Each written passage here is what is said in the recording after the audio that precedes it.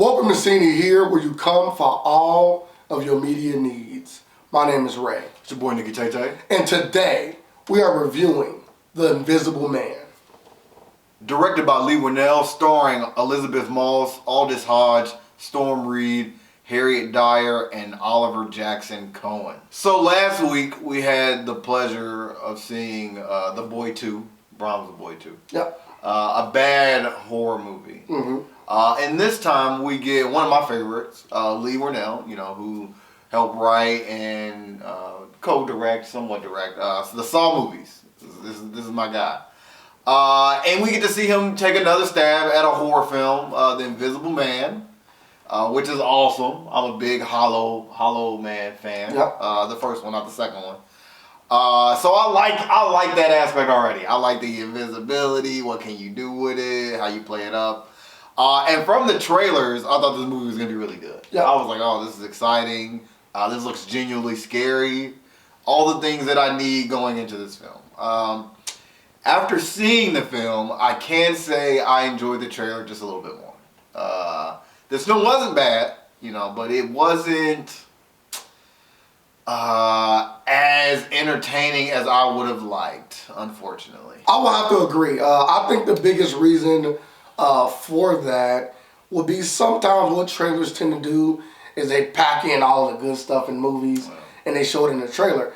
And in this movie, especially when you got an actress as talented as Elizabeth Moss, in my opinion, she's amazing. And she did amazing in this movie. But when you got an actress like this, I think you need to dial up the thrills in this movie. I don't think The Invisible Man was in this movie enough. Like, I don't think he let his presence be known in this movie enough. And this movie really started off early with him being the Invisible Man. So you would think that we'd have got so much more in that 2-hour movie than what we got from him. Like, I would say within like the first 15 minutes, he already was established as being that. So it was like, with all this time, what are you doing if you're not trying to scare the audience?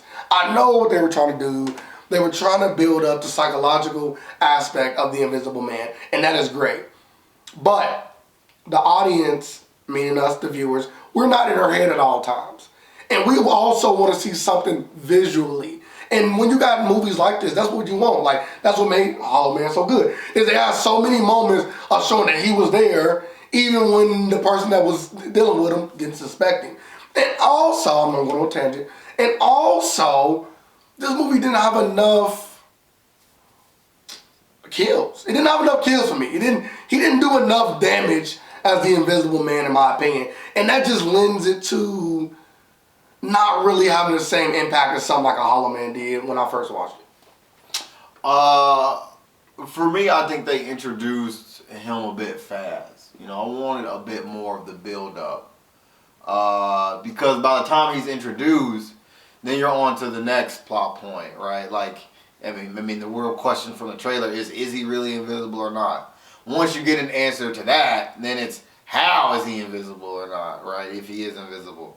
And I felt like I got to those too fast. And then by the time I was, towards the end of the movie, I'm like, what am I looking forward to now? Where is the plot point I should be excited for? And they took that choice. Is it a terrible choice? No. Was it a great choice? Did the choice they made make for an amazing movie? No. But it is decent. This was a lot better than The Boy. Acting, story, execution, the whole feel of the movie was 1,000 times better. But I think a bit more creativity could have gone a long way. And I think that just lends back into my original point that it didn't have enough in the thrills. It just had too much of the psychological. And that's good, but that's not what we wanted, or that's not what I wanted coming into this movie. That's not what the trailer gave us. The trailer didn't give us that. The trailer gave us a lot of suspenseful moments. And those moments where it happened, the things that you're seeing in the trailer, when it happened in the movie, they were impactful. The few times where they did it, it was impactful. Every time he was able to be shown like we want to see him, it was impactful every time. So I just wanted more of that. This movie definitely wasn't scary. I wouldn't even say this movie definitely wasn't scary at all. I would say almost 0%, like about about 5% scary, right? Like my little kid can watch this. I think he'd just be, if I would, they'd be just fine watching a movie like this. So I wouldn't like. I don't know, man. I'm indifferent about this film. The Invisible Man is a film that I was really looking forward to this year. It didn't quite deliver on the things that I thought it was. It didn't hit the expectation I thought it was. But Elizabeth Moss, somebody like I want to say again, I really do enjoy her. She did a great job in this film. But in the end, I probably have to give this film a 7.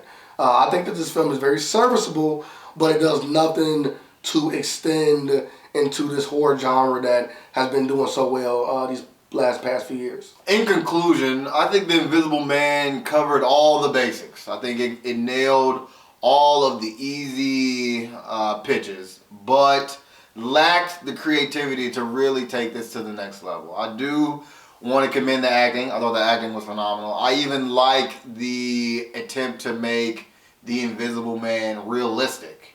And when you see the movie, you'll know exactly what I'm talking about. I appreciated that.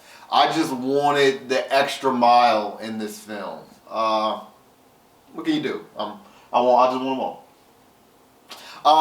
For me, I think this is a very high 7. So I'm going to go like 7.6. I'll be happy with that.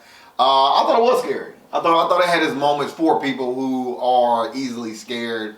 And if I had to stand on my like social, stool, I think for women this could be actually a bit scarier too. Okay. I think it preys upon fears that most women would have nowadays.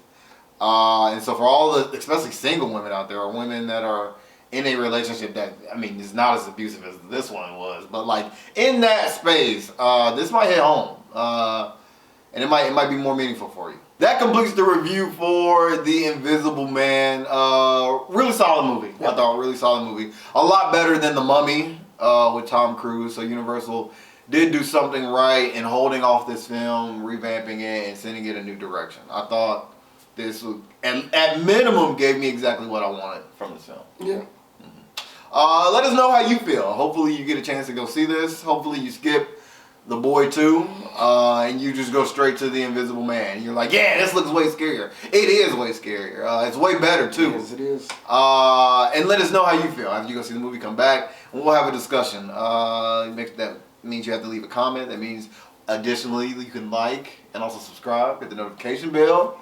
You get alerts. Yep. I even get alerts because I'm subscribed to my own channel. You got to be, right? Yep. You got to be. And as always, don't forget, you've seen it here. Or did you? Are we invisible?